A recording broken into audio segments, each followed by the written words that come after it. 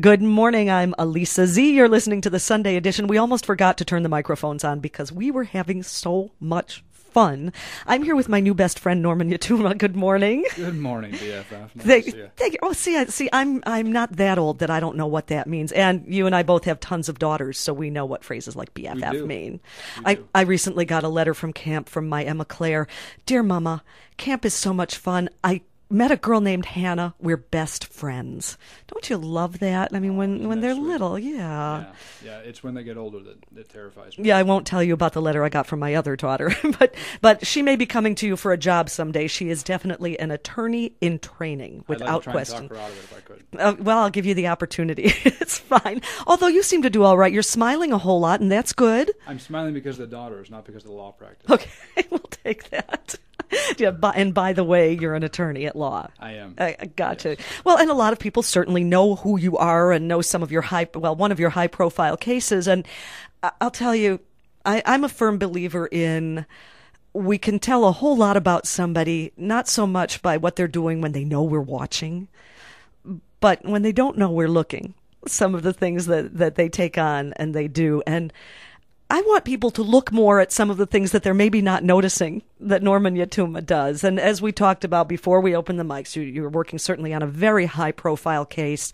But the other piece is the reason you were brought to that case, as you were pointing out. So the Yatuma Foundation for Kids, let's jump right in. Tell me what this is about and the big picture, why?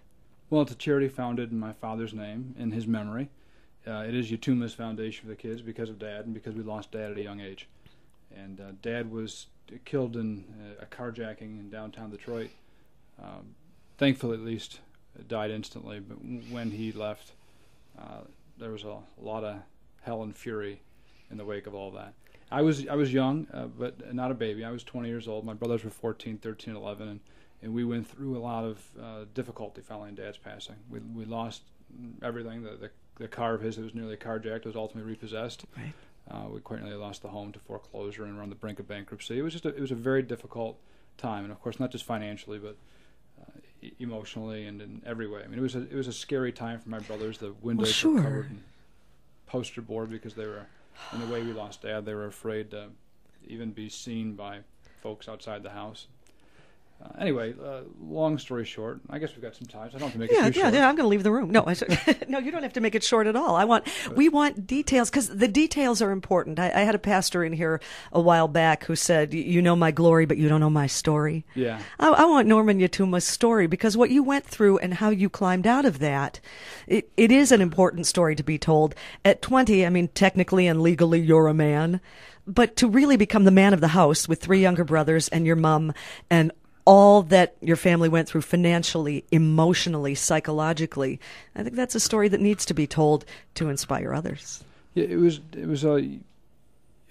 goodness, it was early in life. I mean, Mom was a 45-year-old widow. It's too early to be by yourself and responsible for 4 relatively young boys. And my brothers now at this time in life have spent more time without Dad than they had with him.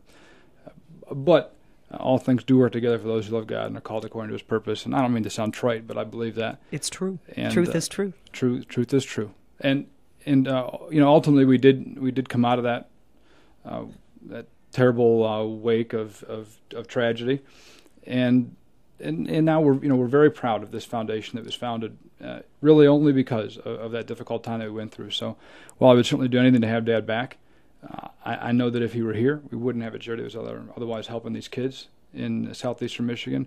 And that's a wonderful silver lining for what's otherwise a very dark cloud in life. How long has Yatuma's Foundation for Kids been around?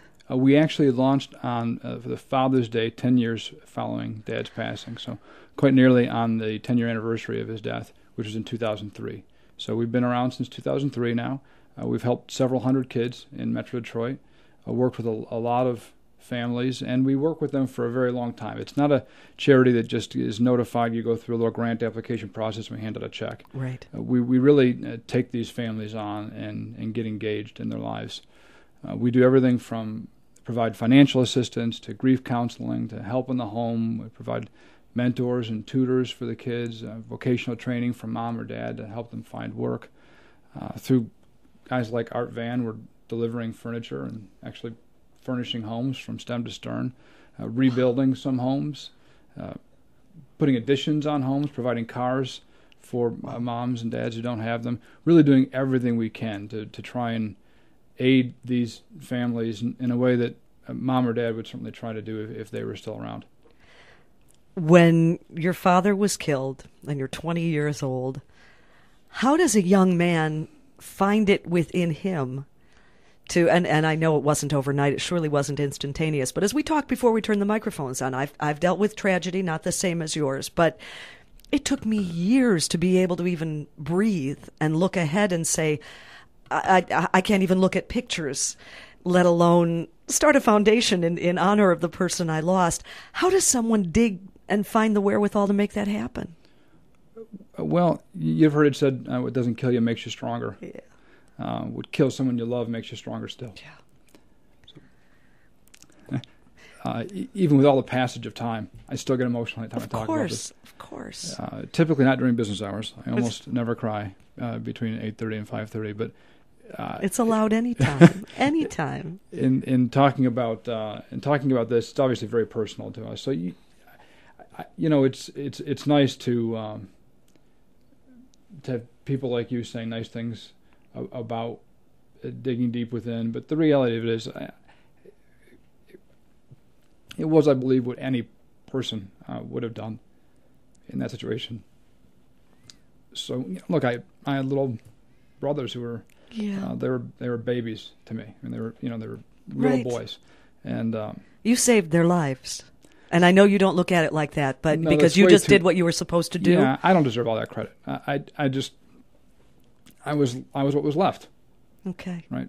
Dad was gone. I was there, and it's just what you do, what a person should do. Yeah. And then fast forward 10 years, we finally got his estate closed, and we've come out of all that muck. And well, and I'm sorry to interrupt, but you had some legal issues to deal with after. Oh goodness. Oh, and 63 claims filed against my father's estate. It took 10 years to close the estate. Dad had acquired some wealth, made a good living, right. Really in something of the American dream, rags to riches story. Literally came over on the boat from Iraq as a little boy. He was 2 years old when he came over, and at 11 years old he was running my grandfather's party stores downtown. Got into a skirmish with a family member, got dropped off in downtown Detroit, caused a walk home after the store closing at 2 o'clock in the morning. And before he hit his teen years, was actually running a store. And over several more years, ended up buying 1 and then 2 and then 3. And, at the time that he passed, he had 7 stores and some other business interests and a bowling alley and storage facility. And it really just a self-made entrepreneur. Yes. But then after he passed, all that went away. I mean, the partners took everything. So much was done on handshakes, which you can't enforce in someone's absence. And so we really were just trying to carry on a lot of what Dad had done, most of which, frankly, we didn't know anything about until Dad had passed. And getting through his business records and trying to make some sense of all of this nonsense that resulted in these, as I say, 63 claims filed against my father's estate. Oh. We ended up finding cabinets full of thank you notes, thanking him for helping to put kids in school or helping to fix someone's house or providing somebody a job. A lot of the things the foundation does now. But like you say, someone's character is really demonstrated by what they're doing when no one's looking. Yes. And even to his wife and sons, he never shared that with us. We didn't even know he was helping out like he was. But there were just so many people who were so grateful for what my father had done. So that's why it really, truly is.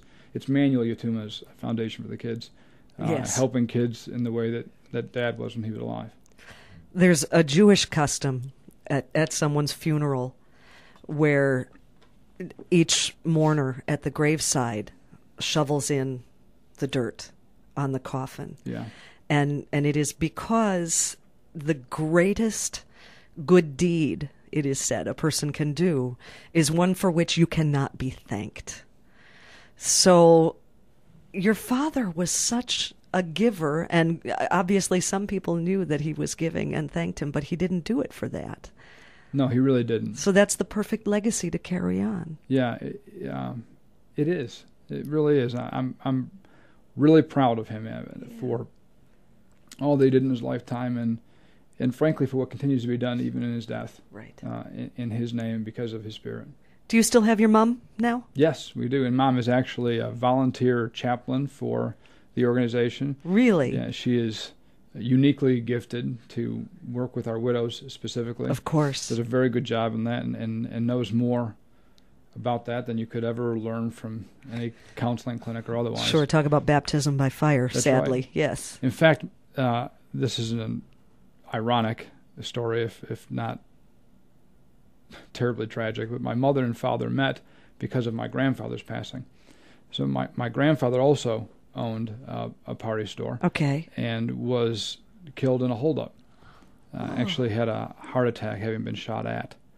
And my father bought that store from my mother's family, and that's how Mom and Dad met. Mom was also the oldest of 4 and a year older than me when I lost my father, her husband. So suffice to say, we are out of the party store business now. Yeah, I'm sure of that. Yes, indeed. But I'm sorry, that's an incredible story right there. How they met and what your mother went through, and then your life tragically paralleled, but after many years, what she went through. Well, she's really a remarkable lady. She must modern be. Day Job. She must be. Yeah. Well, raising 4 boys, she must be a modern day That's Job. right.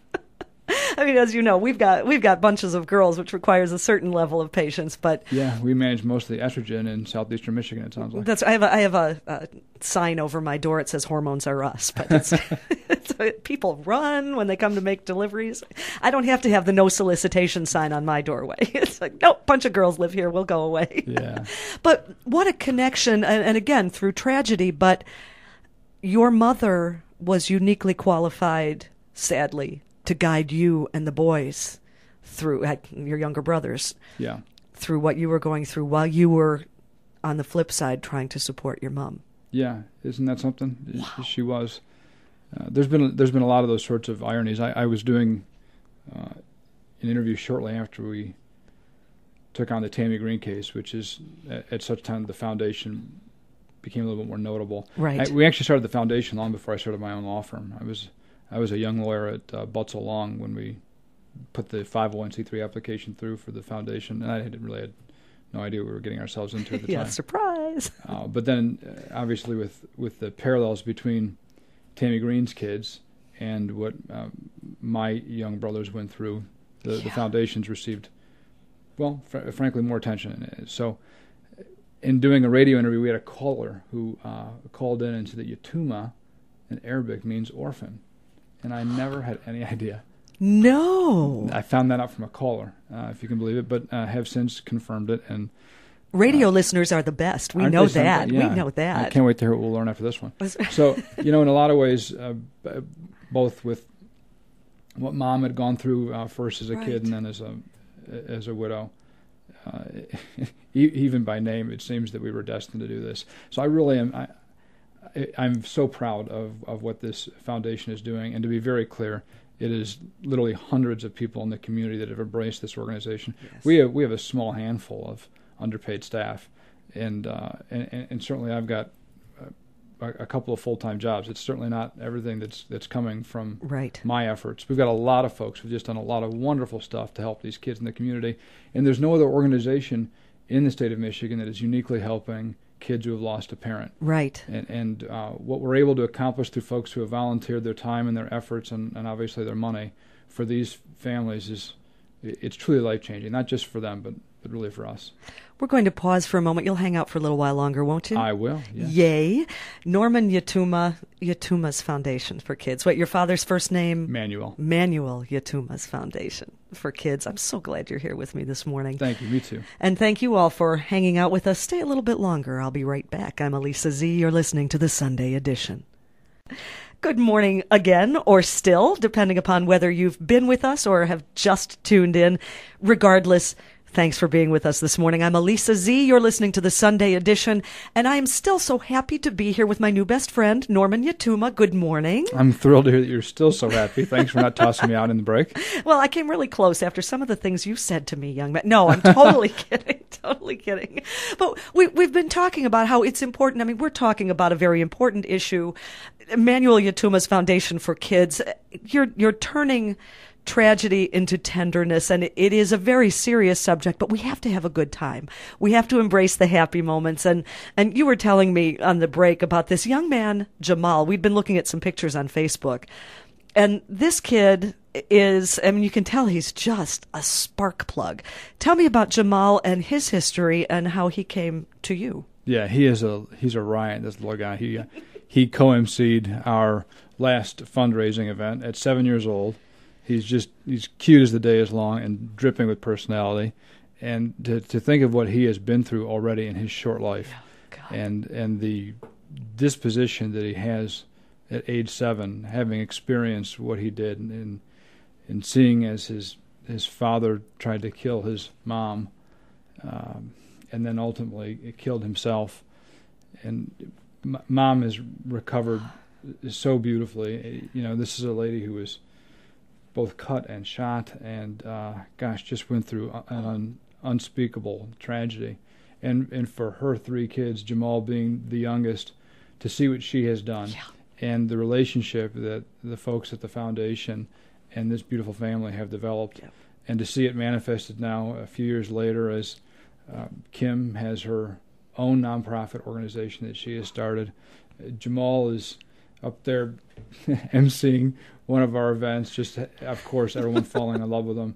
He's a kind heart. He's really in love with life, and he is the mission statement in action. He's embodied bringing tenderness to tragedy and turning tragedy into triumph for kids who've lost a parent. He's really the best evidence of what this charity does and the reason it exists. And to think that it's happened for not just him and his 2 big sisters on scholarship, who are doing so wonderfully now, but for so many other kids and so many other families. As I said before, it's truly the best silver lining we could ever ask for. Absolutely. We were talking earlier about, I mean, I'm proud as punch of my dad and all that he's accomplished in his life, and of my mom and my parents' legacy. They've been married 57 years. I can't even wrap my head around that, although I know you and your beautiful wife are coming up on an anniversary very soon. So I was happy to know, A, you knew the date. Yes. And B, that you refer to your wife as smoking. She love is that. smoking. Yeah, I've seen pictures. I mean, I'm a girl. She's not my type, but she is smoking. There's no question. She's the best evidence I have of being an overachiever. This is a man who does not take no for an answer, I'm guessing. Is that That's what it right. is? I pursued her for the better part of my life, and finally she had to choose between marriage and a protective order, and she went with marriage. Right, then it sounds like it's worked out for both of you. So far, so good. But we digress. I don't even remember what I was going to ask you. I do, though. Tell me a story about your dad, or about you and your dad, or your brothers and your dad, or your mom and your dad, as long as your dad's included in this story. I have a good story that relates to both my dad and my smoking wife, who was then my smoking girlfriend. She was headed for Taylor University coming out of high school. We both graduated from Southfield Christian High School. And she was going to a small Christian liberal arts college in Indiana, which few people had heard of. Dad certainly never heard of. 1,800 kids. Dad had me destined to go to University of Michigan. Apologies to the MSU Spartan supporters. Go Blue! Yes. Hey, MSU has been a big supporter of our foundation the last several years, so... One of my daughters graduated from there, so I love her anyway. Right? I mean, I love Michigan State too. we have in the 4 boys, in Mom's 4 boys, we have 3 Big Ten universities represented. So I'm an IU grad, I've got a U of M grad, and MSU grad among the boys. Any event. Now I digress. Dad, I'm sorry. Are you staying with me? Dad wanted me to go to U of M. My then girlfriend was heading off to Taylor. I had a lot of time and energy invested at that point. Right. I followed her to Taylor University at my father's severe and frankly violent disappointment. When I came home to visit my family, every earthly possession I had been thrown away. Everything. No. This was the way my father. You've heard the expression, "Speak softly, carry a big stick." He spoke loudly and carried a very big stick. Yikes! And this is the way he spoke. So he pitched all your I stuff. went to the university that was contrary to his choosing. I was going to pay for it. He got rid of everything, car included. Everything was gone. So that was Dad. Iron fist, lots of personality. It was his way or the highway. So I chose the highway, and he got rid of my everything. That blows my mind. Although, I mean, well, I guess you always knew where you stood with Manuel Yatuma, didn't you? That's right. You certainly did. Now, was your mother a little bit softer with the boys, or was she? She had to be, right? There needed to have the balance. Yeah, you got to have a balance. That's why I run a law firm and a charity. The law firm makes people miserable. The charity makes people happy. Although through your law firm, you do some good work as well to help people move forward in their lives. Nice of you to say. So many would disagree, but I appreciate you saying that. And but thank you for that $20 bill you just put under the You're telephone. very I appreciate welcome. that. You'll get invoiced for it, of course. Yeah. Where you told me at the beginning. Let's see, you're charging by the minute. We've been here how many minutes at this point? Well, you have to pay at least for the full hour. You understand? I do understand. A shrink and an attorney, all of the above. But I'm the poor working radio girl, so I won't pay anyway, and it's all good for everybody. Sadly, you'll be in some good company. Let's talk about some of the things that Manuel Yatuma's Foundation for Kids has done, some of the programs. I've seen a lot of pictures of you, for example, as Santa Claus. How can you tell it's me? Well, only because I read under the picture. Otherwise, I would not have known that it wasn't the real Santa Claus. Yeah, thank you. Sadly, it's taking fewer and fewer fat suits for me to fill that suit out now. But I love doing that. Christmas is one of my favorite times of the year anyway, but to be able to do that with these kids is so much fun. Art Van Elslander comes out with us, and he brings with him truckloads, literally truckloads of furniture. He is furnishing homes with stuff that any of us would be very proud to furnish our homes with, and he's doing it for free. We're giving these kids, as Santa Claus and a bunch of elves, refrigerator boxes full of toys and clothes, and sending them on trips. Christmas time is a great time. The best part about being dressed up as Santa Claus is that I can weep like a schoolgirl when I'm with these kids, and nobody can tell behind all the white hair. But I'm looking at your face right now, and you look like you're about to jump out of your skin. You're so excited when you talk about that. And to me, that's what's so cool. Because, I mean, it's great, and we're doing good things, and we're helping these children, but you really mean it, don't you? If you don't have some feeling, having experienced what these kids are going through, and to be able to watch them receive any good, positive thing in the wake of a very difficult time, having lost mom or dad. And they're not, of course, all violent deaths. There's no good way to lose a parent when you're a kid. It doesn't matter if it's a long, painful passing due to sickness, or dad or mom are gone in an instant, as was the case with my family. And to be able to get engaged with those families, you don't have to have experienced that loss yourself to love it. If you don't feel, you're not human, that your heart's just not pumping blood. And I love it. Of course I love it. I think that my family gets as much or more out of this than any family we've ever helped. It's really it's a fabulous way to see Dad's legacy live on, and to be able to see his spirit in what's happening with these kids. Gosh, it's fabulous. And that's why I love this. This is our Extreme Christmas program, we call it, where we so every kid gets a gift at Christmas time, and every family gets a meal. But a few families who are really profoundly poor and so desperately need the help get this crazy, over-the-top, memorable experience that they will, for the rest of their lives, look back and remember that first Christmas without mom or dad. Yes. But they will also remember Santa Claus and a bunch of crazy elves dropping off more gifts than they had room to store in their house. A bunch of crazy elves, especially. A bunch of crazy elves. Are there any other foundations that you know of in any other states doing the kind of work that you're doing? We have a really unique mission, helping kids who have lost a parent. There, of course, are a lot of wonderful organizations that are helping kids and helping other people with everything in every walk of life. But there is no other organization that is uniquely helping kids who have lost a parent with comprehensive services that we're offering that range from financial assistance to grief counseling and everything in between. So really, every family receives customized help. It really depends on where they are, what their specific needs are.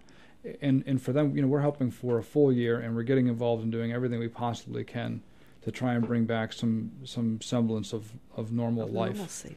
How do you explain to your girls what the foundation's about? Because they're little, and you don't want it to be scary, but you want them to understand, I'm sure, we're here on earth to reach out to others.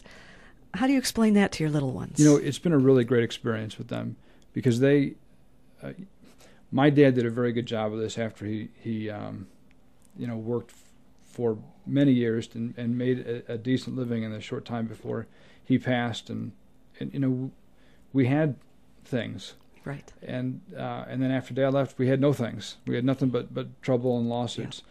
So my girls are blessed. They go to a good school and they have a nice home, and for them, I want them to really understand what it's like to be without. Yes. They are really engaged. My two older ones, my 9 and 6-year-olds, are really engaged in the foundation, and they get it.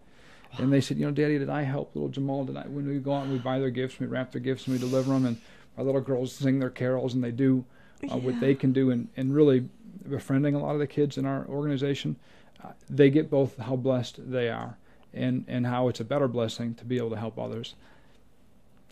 To be able to raise the kids in that environment it's a fabulous benefit. And look at the barriers you're bringing down because, and I mean this with no judgment, but your girls would not necessarily ever have occasion to meet someone like Jamal, living in his circumstance. And to show these kids, people are people, kids are kids. We're all exactly the same, regardless of what neighborhood we live in, what our economic background is, what our social background is. We're all the same. So you're able to extend the messages out and really break down some barriers for your kids. That's right. They're so entrenched in it. They make so cool. No distinction, really, between black and white, boy and girl, money or no money, social class or otherwise. Yeah. And as it should be. Yeah, and kids are just beautiful like that, whether they're mine or otherwise. But especially yours, right? Well, that's when they're purest. Their hearts are great, yes, and it's a wonderful time for them to understand those things early. Yeah. Like my girls are, like little Jamal is, like our little Frederick is, like all these wonderful little kids in this organization. They're going to be dynamos. Watching them as they grow is going to be just such an exciting time. Because I'll tell you what, like Kim, who I was earlier illustrating, that mom who went through that terrible experience and still speaks of her husband like they're on their honeymoon. She loves him still. Even after the experience that she had when he took his own life and tried to take hers, because she knew it was his illness and not him. Right. Seeing the rest of these kids growing up with this foundation, every one of them is going to have a remarkable story. Every one of them is going to have a beautiful silver lining. To have any part in that is just such an enormous reward. Gosh, if I was independently wealthy, to be able to do this full time would be really, truly. And then those God's kids and those treat. families will share and will share and will share, and the legacy expands. And some of them are already. Yeah. Really, truly beautifully. Yeah. I can't believe we only have a couple minutes left. Will you give us a website? How can we get involved? What can people do to participate? Yes, please. Yeah, they can find us at www.forthekidsfoundation.org. They can call 888-987-KIDS. That's 987-KIDS. And, of course, as you found out on the break, the foundation is on Facebook. Yes, indeed. But www.forthekids.org. For the Kids Foundation. For the Kids. See, that's why I have to say it out loud. Yes. forthekidsfoundation.org. www.forthekidsfoundation.org. Yes. I love that. Yes. Anything you'd like to add in the few seconds we have left? I want to leave no stone unturned, although I'm hoping you'll promise to come back again, because I think there are a lot of other stones we could peek under. I would love to. You're a remarkably likable person. I would just like to say to the folks that are listening that we're able to do a lot with really very little, because we have so many people from the community that are engaged, and we could use more. More grief counselors, more roofers, more HVAC guys, more accountants, more. Because we take a little bit of money and make it go an awfully long way. Plant Moran, who audits our organization, confirms that 89 cents on the dollar after our fundraising event expenses go directly to our kids. It's incredible. That's true because so many folks volunteer their time and, of course, their money. So please get involved any way we can. We need you. Norman Yatuma, thank you so much. I know we jumped through some hoops to make this happen this morning, so thank you for putting on your PF flyers, which I know you're too young to remember, and your red ball jets. They make you run faster and jump higher, so thank you for doing that and making it in this morning. Thank you, Lisa. I had a lot of fun. I appreciate being here. Once again, I'm Alisa Z. You're listening to the Sunday Edition.